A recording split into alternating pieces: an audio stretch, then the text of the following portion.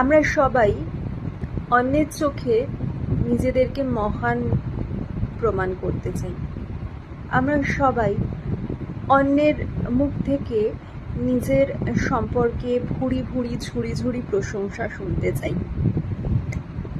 শুনলে আমরা মনে করি বাহ, আমরা কত ভালো।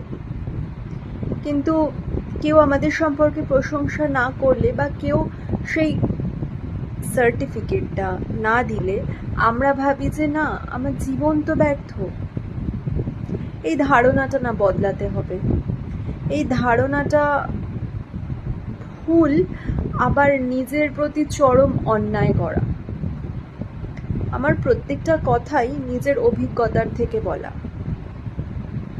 আমি কখনোই কাউকে জোর করব না আমার কথা শোনার জন্য, শুধু আমি শুনতে রিকোয়েস্ট করব। কারণ কারুর অভিজ্ঞতা জানা থাকলে নিজের সেই জায়গাটাতে কোনোদিনও পৌঁছালে সেই সিচুয়েশনটা, সেই সমস্যাটা বুঝতে অনেক সুবিধা হয়।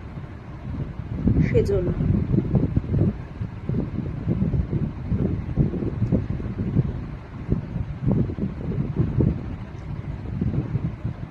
নিজেকে ভালোবাসা, নিজেকে গুরুত্ব দেওয়া বা কারুর কথায় নিজেকে ভুল বোঝা সবার আগে বন্ধ করে দিন।